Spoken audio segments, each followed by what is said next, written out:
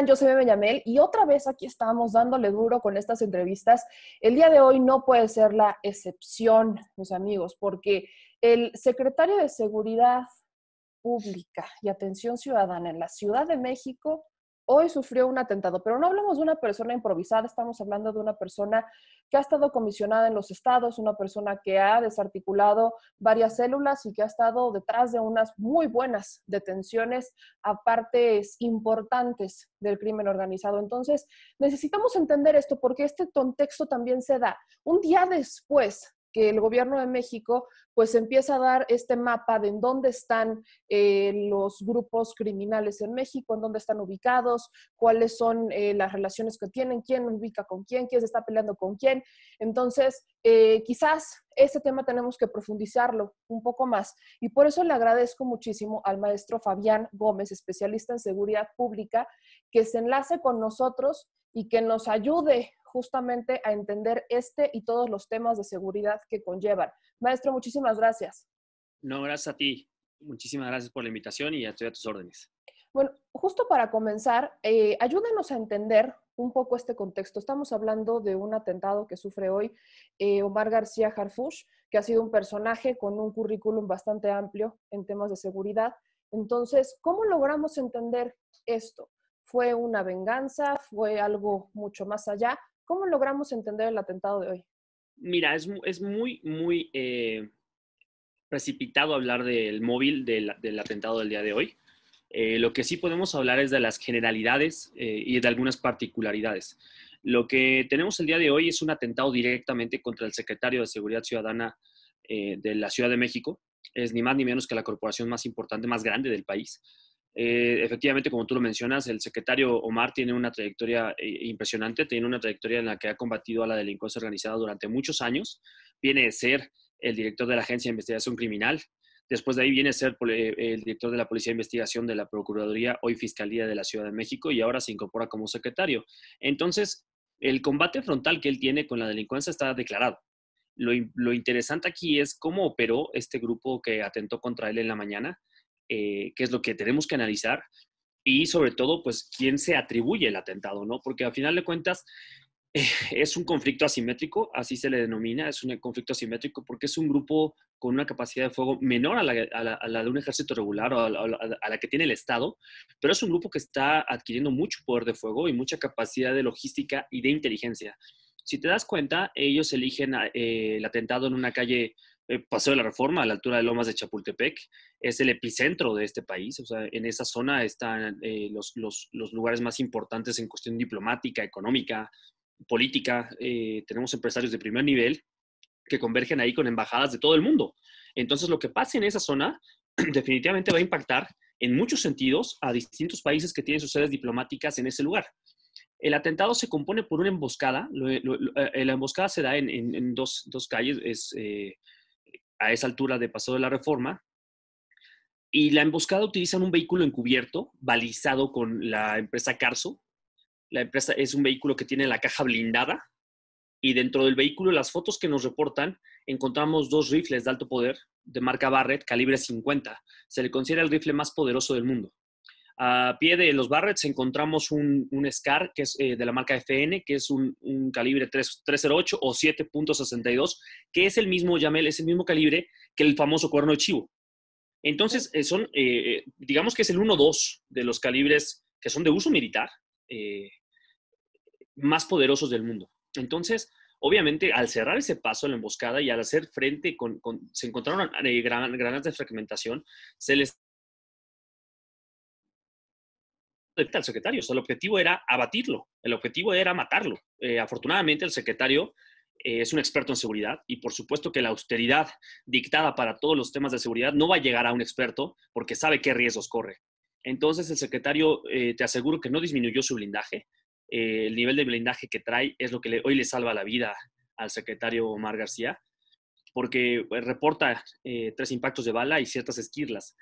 El blindaje fue penetrado por la reiteración de impactos, es decir, cuando el blindaje que tú traigas, a pesar de que sea el blindaje que sea, si tú reiteras impactos de fuego en el mismo punto, en la misma área de impacto, va a ceder, en mayor o menor medida dependiendo de la calidad del blindaje. Pero imagínate que el primer impacto frena el motor o ciertos impactos del calibre 50 frenan el motor, o la misma emboscada genera que la camioneta esté recibiendo impactos sin poder moverse. Entonces, la reiteración de impactos en la misma zona empieza a violar el blindaje. Y eso es lo que sucede por lo que el secretario recibe esos impactos de arma de fuego, no con la misma intensidad ni con la misma calidad de fuego que si no existiría el blindaje. Eso es lo que le salva la vida. Entonces, ¿qué es lo que estamos observando? Bueno, pues que hay un atentado de muy alta calidad. ¿Por qué? Porque también implica inteligencia. La ruta de un secretario de seguridad se cambia todos los días. Se tiene una avanzada, se tiene un convoy, se tiene una vanguardia, una retaguardia, se tiene todo un esquema de seguridad para cuidar a alguien que ostenta la investidura de secretario de Seguridad Pública. Entonces, si este grupo logró romper ese esquema de seguridad, ya sea a través de una penetración, que significa que lograron generar un doble agente, es decir, que alguien del primer círculo del secretario que tuviera esa información se las diera a ellos, pues tiene su mérito. Este grupo logró romper ese primer círculo del secretario. La otra es que el grupo, a través de una investigación, a través de inteligencia, hayan logrado descubrir la ruta de ese día, porque además, con ya lo que está reportando la Fiscalía a estas horas, la Fiscalía de Ciudad de México, dice que tenían preparados 3 operativos en distintos puntos de la Ciudad de México, uno en la zona rosa, cerca de la zona rosa, y 2 puntos más sobre Reforma. ¿Qué significa? Que traían la ruta. Ya habían hecho un estudio previo de las rutas frecuentes del secretario. Entonces, por la que él hubiera tomado, o si él hubiera hecho algún cambio alternativo de ruta, posiblemente también se hubiera encontrado con otro escudo de ataque, perdón, con otro ataque inminente. Claro. Entonces, cuando vemos esto, pues ya no podemos demeritar al enemigo, no podemos demeritarlo de ninguna manera, tenemos que tomarlo de forma muy seria, pero el siguiente reto es saber quién fue. El secretario menciona que fue el Cártel Jalisco Nueva Generación. La especulación, como tú lo mencionas, en estos días, resulta que es el Cártel Jalisco Nueva Generación, pero pues resulta muy sencillo apuntar al Cártel Jalisco Nueva Generación. El gran reto es establecer quién es el Cártel Jalisco Nueva Generación. La época de grandes cárteles, donde era un solo capo quien dirigía una sola estructura inmensa, ya quedó atrás. Hoy, la política de detención de capos aislados obliga y pulveriza grupos. Una detención aislada de un gran capo genera una pulverización de su organización en 30 líderes nuevos y más violentos, porque todos se sienten legitimados a pelear el poder y esa legitimación la refuerzan con un nivel alto de violencia para ganar el liderazgo. Como regularmente no lo encuentran, cada uno genera decisiones y forma su grupo, igual, menor o un poco más fuerte que el inicial. Entonces, con todo esto te puedo decir que, bueno, Cártel Jalisco Nueva Generación tiene 1000 decisiones, más con los golpes que le están dando, y sobre todo tiene muchas alianzas con grupos locales, con el Cártel de Tepito, con el Cártel La Unión de Tepito. La Unión de Tepito ha tenido 13 o 14 decisiones ya bien documentadas. Imagínate la dimensión ya de este cártel y saber cuáles de esos grupos Cártel Unión de Tepito sí están con el Cártel Jalisco, cuáles no, cuáles sí participaron, cuáles están reforzando y establecer el enemigo. Por eso yo proponía en Twitter, hace rato que tuvimos el contacto con Chris, que la respuesta, el contraataque del Estado debe ser parejo. No debemos distinguir si fue Cártel Jalisco o Nueva Generación o no. El enemigo se llama delincuencia organizada y nosotros somos México. Que decida tomar el bando, la gente que decida tomar el bando, hay un lado. Delinquir, salvar al país. Entonces, eso es lo que debemos apuntar ahora, Yamel. Ahora, acá me mencionas, hay varias cosas que me causan duda, por ejemplo, las armas. Hablamos de las Barrett, que me dice son las más potentes que se tiene conocimiento.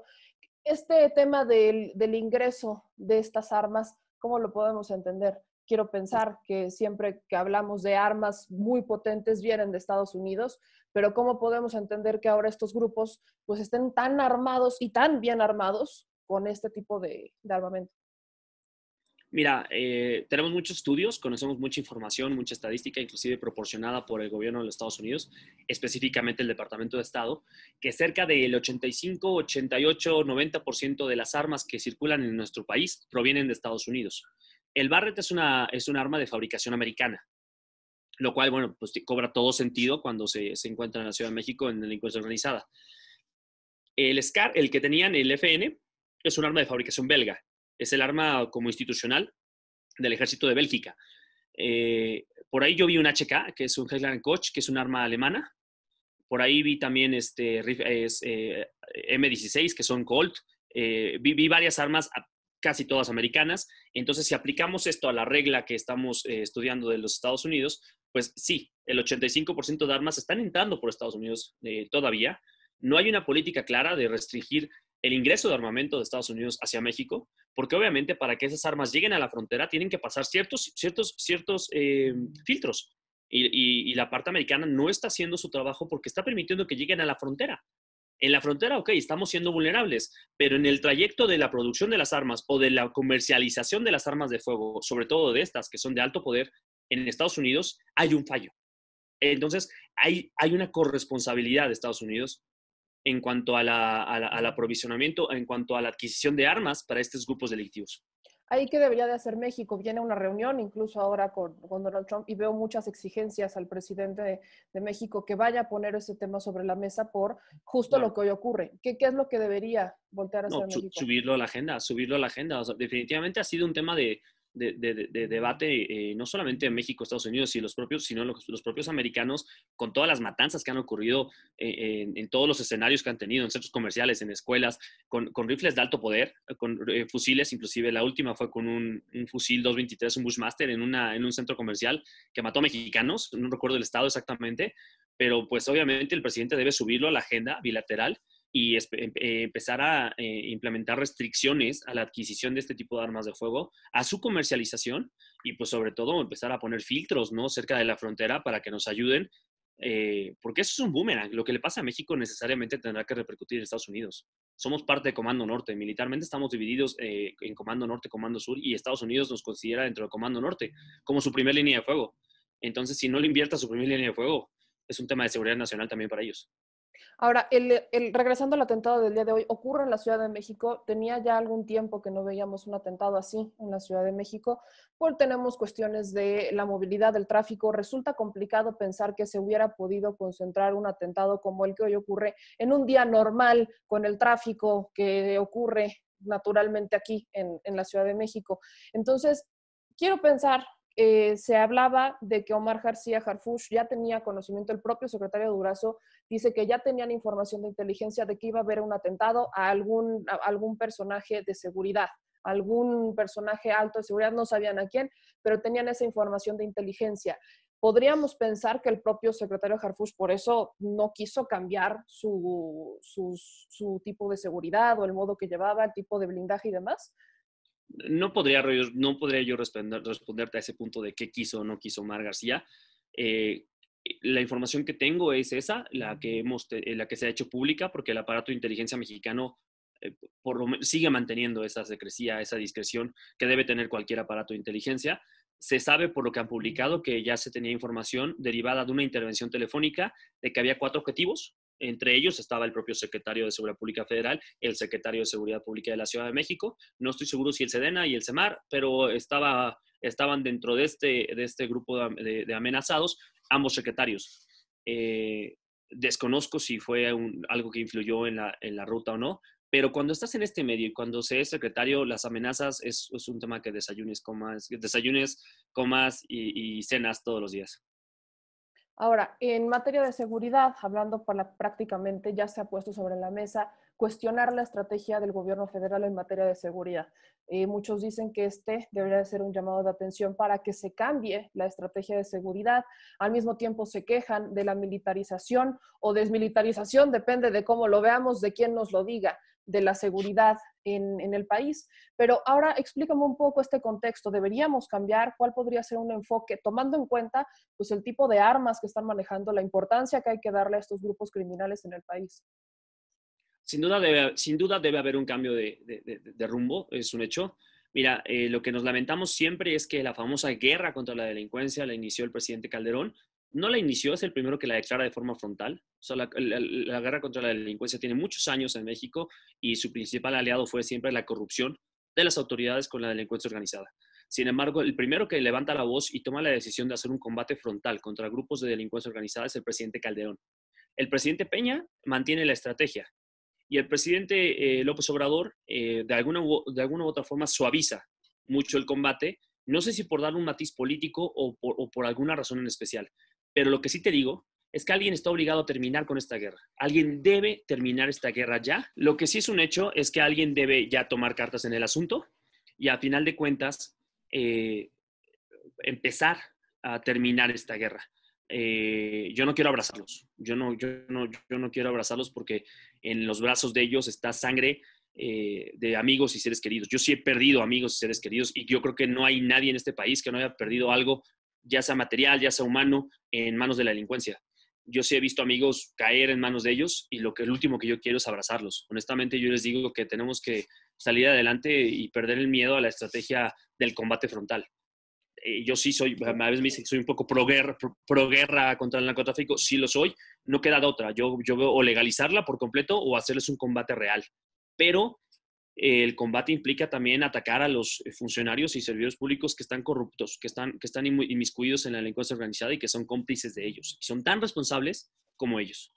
Aquí me mencionabas hace un poquito que, por ejemplo, si uno se desarticula, detienes a una cabeza de un grupo criminal y los que están abajo creen que tienen el derecho legítimo de empezar, empiezan a formar sus células y demás, ¿no? Es como un efecto medusa, cortas una cabeza y salen otras 3 o 4. Tenemos entendido que eso ocurrió prácticamente en la administración de Felipe Calderón, que hubo cortes de algunas cabezas, crecieron muchas otras cabezas y aunque fue un combate directo, pues estamos hablando de que los detenidos reales pues no son tantos si lo hacemos en una comparativa con el número de violencia que hoy tenemos, por ejemplo, Guanajuato, el estado más sangriento, por así decirlo, y de otros grupos que no estaban y que ahora ya están. Enrique Peña Nieto sí mantuvo la estrategia y ahora tenemos a un gobierno que le está apostando sí a los militares, pero con un tiempo determinado y a congelar cuentas financieras, a darles golpes económicos para debilitarlos. El tema de la militarización es el que está sobre la mesa. ¿Qué pasa, por ejemplo, con los policías? Que son justo la primera línea y son también de los reconocidos más corruptos que tienen pues, muy poca confianza. La gente les tiene muy poca confianza. ¿Qué pasa con ese panorama? Mira, sin lugar a dudas, yo siempre lo he dicho desde que se inició la guerra frontal, combatir a la delincuencia organizada con las Fuerzas Armadas es jugar ajedrez con el rey. A final de cuentas, la última institución la última institución sólida que queda para sostener el Estado mexicano son sus Fuerzas Armadas. Eso lo podemos observar en encuestas de credibilidad, en encuestas de legitimidad para operar, en muchos y otros indicadores. Entonces, sacarlos a la calle al riesgo de que se corrompan es gravísimo. Pero te voy a decir algo, con lo que tú mencionas, el gran reto para combatir en un Estado no es el despliegue de fuerzas federales. Lo más sencillo del mundo es desplegar fuerzas federales en una entidad, pero vas a tener dos situaciones. La primera, se va a incrementar la violencia porque va a haber un combate frontal. Y la segunda, vas a tener un bienestar temporal, porque el verdadero reto, como te lo mencionaba, no es el despliegue, sino la permanencia institucional. Y esa permanencia, una vez que se replieguen las autoridades federales, estará a cargo de las policías locales. ¿Y qué estás haciendo tú? Estás generando un cuerpo nacional de seguridad y estás olvidándote de los cuerpos estatales y de los cuerpos municipales. A final de cuentas, si comparas el estado de fuerza de todos los cuerpos estatales y municipales contra los cuerpos federales, es infinitamente mayor el estado de fuerza de los policías locales. Tú tienes que estar capacitando a tus policías para que la tarea de permanencia institucional, una vez que se replieguen las autoridades federales, recaiga sobre ellos. Y aquí, por el contrario, nos hemos dedicado a quitarle recursos de todo tipo a las policías estatales y federales. El famoso Fortaseg, el famoso Fortamun, recursos federales que han sido recortados o que si se tiene que disponer de algún recurso, se dispone de eso y se toma. Entonces, como te decía, lo principal es invertir en mejores policías. ¿Para qué? Para que cuando se replieguen las fuerzas federales, ellos puedan tener la responsabilidad de mantener la seguridad en los lugares. Y no se está haciendo en lo absoluto. No se está trabajando en una línea estratégica para fomentar y garantizar el crecimiento institucional de las policías locales, estatales y municipales y de algún cuerpo que garantice esa permanencia. ¿Cuál podría ser una vía para hacerlo? He platicado con algunos presidentes municipales, con algunos gobernadores, y muchos me dicen, es que nadie quiere. Hacemos nuestra convocatoria para que formen parte de la policía local, no quieren. En Michoacán hay entidades, por ejemplo, en Aguililla, donde no tienen policías municipales, se hacen de los policías estatales, se supone que el gobierno del estado compró armamento nuevo para estos policías estatales, no se los dieron, fue una verdadera masacre, recuerdo del tema de Aguililla. Volvemos ahora, por ejemplo, el Culiacanazo, ¿no? El tema de Culiacán, cuestionable muchísimo la estrategia de Ovidio Guzmán, pero también muy cuestionable el tema de las policías locales. Los gobiernos estatales y municipales dicen que pues no quieren, entonces que la ciudadanía prefiere incluso estar desempleada que o ser policía, o prefieren ir directamente al crimen organizado porque van a tener mejores prestaciones. ¿Qué hacemos ante eso? Ya lo dijiste tú, el tema del bienestar policial, que tiene que ver mucho con crecimiento laboral, con proyecto de vida, con prestaciones, no es atractivo para nadie. No es atractivo para un policía que pone en riesgo nada más y nada menos que su vida. No es a diferencia de un arquitecto, un abogado, cualquier otra persona que pone en riesgo su prestigio laboral, su capacidad laboral, muchas otras cosas. El policía vive de su vida. Perdón, el policía pone en riesgo su vida. El policía se la juega todos los días por defender la vida de los demás, inclusive arriesgando también la vida de sus familiares por todo lo que implica este tipo de amenazas. Entonces, en tanto no hagamos un proyecto de formación policial, un proyecto de carrera policial, en el que el policía tenga garantizado que por más que esté, que es como las Fuerzas Armadas, si tú en las Fuerzas Armadas causas alta, sabes que en cierto tiempo, con buena conducta, con cursos, con formación, con adiestramiento, con todo lo que implica el crecimiento militar, tendrás un mejor grado, tendrás un mejor sueldo y un proyecto de vida. En la policía no. En la policía encuentras policías que tienen 20 o 25 años en la misma corporación ganando lo mismo desde el día uno en el que llegaron. Y te encuentras el policía que lleva 2 años, pero que es recomendado, sobrino de, amigo de, con un mayor grado y un mayor sueldo. Entonces, estas diferencias tan drásticas lastiman a las corporaciones porque no se tiene un plan de carrera policial. Tú como policía no sabes en qué, o sea, si un día si un día falleces en algún operativo trabajando, siquiera tienes seguro de vida. Hemos encontrado policías que ni siquiera tienen seguros de vida para sus elementos, o que los seguros de vida son de 100,000 pesos. Imagínate que se muere un policía y a la familia le entregas 100,000 pesos. Pues por supuesto que nadie quiere ser policía. Los sueldos son extremadamente bajos comparados con otras corporaciones. Y además, la capacidad, inclusive, por ejemplo, tenemos el estado de Colima, hablemos de Colima. Colima tiene Tecomán. Llegó a ser Tecomán el municipio más violento de América Latina. Pero ¿por qué más violento? Porque tiene una incidencia altísima contra una población pequeñísima, pero es un municipio estratégico geográficamente.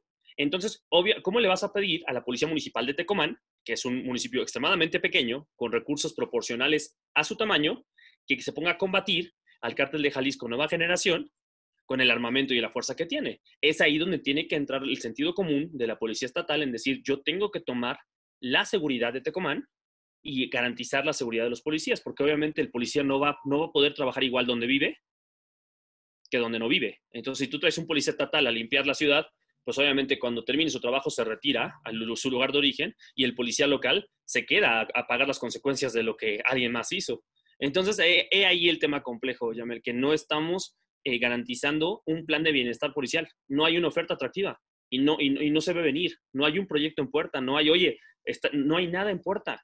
Estamos hablando de la reforma policial, hay muchos académicos metidos en el tema, pero nada que se materialice, porque muchas veces las decisiones importan más en tema político que en tema realmente de seguridad. Entonces yo no me mira, yo soy alcalde y voy a estar 3 años, no me voy a arriesgar a que algo salga mal, porque después de 3 años o quiero reelegirme o quiero ser diputado. Entonces, mientras se siga politizando la seguridad, no va a haber un garante de que esto vaya a funcionar. Claro, de hecho lo hemos visto muchas veces cuando llegan y es una constante, compran patrullas. Es lo primero que hacen, comprar patrullas en los estados o en los municipios y con eso creen que están cumpliendo. Para cerrar, ¿cuál podría ser tu reflexión justamente sobre este tema? Me queda claro que lo que falta es invertirle a los policías, que no se les olvide darles ese seguro, darles esa estabilidad, una carrera policial, que se les invierta a ellos porque al final algún día se van a ir las fuerzas federales y se va a quedar el mismo problema y volvemos al tema de la corrupción. ¿Cuáles deberían de ser los puntos que no podemos olvidar, que deberían de recordar tanto a nivel municipal, estatal y federal, tomando en cuenta que hoy tuvimos un atentado frontal a una autoridad de seguridad y que esto no puede seguir así? Mira, Hoy tuvimos más que un atentado, es un atentado a la investidura más importante en cuestión de seguridad de la ciudad. Es un mensaje muy fuerte.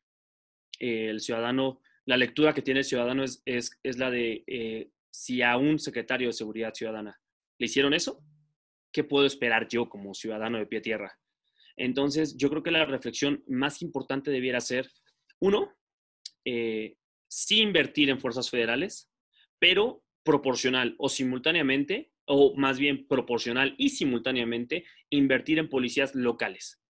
Que se defina también qué municipio no puede con la responsabilidad y lo ceda al Estado o lo ceda a la Federación. Hay municipios que definitivamente no pueden, por circunstancias políticas, sociales, porque hay municipios invadidos. ¿Cómo le pides a un policía de Badiraguato, Sinaloa, que combata al cártel de Sinaloa? Es la cuna. ¿Cómo le pides eso a un policía municipal? ¿Cómo le pides a un policía de la Ciudad de México que le toca vigilar el barrio de Tepito que haga su trabajo? ¿Cómo se lo pides? Entonces, obviamente, tienes que ocupar mecanismos alternativos para atacar ese tipo de lugares.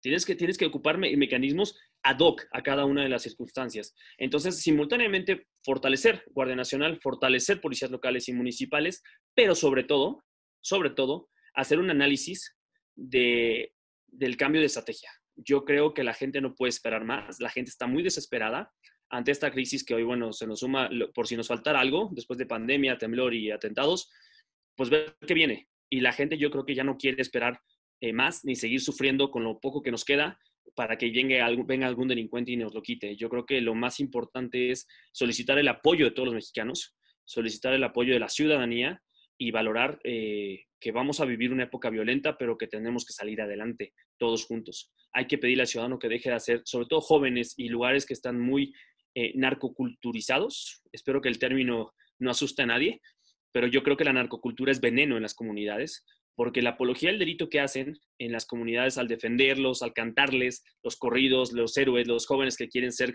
como tal capo, y yo quiero porque quiero camioneta, quiero mujeres, quiero hombres, quiero, ¿sabes? Ese tipo de cosas aspiracionales que están dañando tanto a nuestros jóvenes son un enemigo muy fuerte que es el enemigo silencioso, la narcocultura. Entonces, en tanto no trabajemos todo de forma integral, todo de forma sistemática, no vamos a tener mejores resultados. ¿Por qué? Porque la estrategia tampoco puede ser violencia e inversión en seguridad. La estrategia también debe venir acompañada de inversión en ciudadanía, de inversión en muchas otras cosas que nos van a ayudar a nosotros a poder tener un mejor destino. Te agradezco muchísimo, maestro Fabián Gómez, especialista en seguridad, y espero podamos tenerte en otras ocasiones para más análisis de esto, que seguramente va a seguir dando de qué hablar. Claro que sí. Muchísimas gracias. Ahí lo tienen, mis amigos. Yo pues les agradezco mucho que se quedaran con nosotros, que estén aquí y sobre todo pues que estén en esta entrevista en La Neta Noticias. Síganos en nuestros podcasts, síganos en las redes sociales y síganos en radio y televisión. Les mando un abrazo a todos ustedes. Nosotros nos vemos en otra emisión de La Neta Noticias porque decir la neta a nosotros no nos cuesta. Adiós.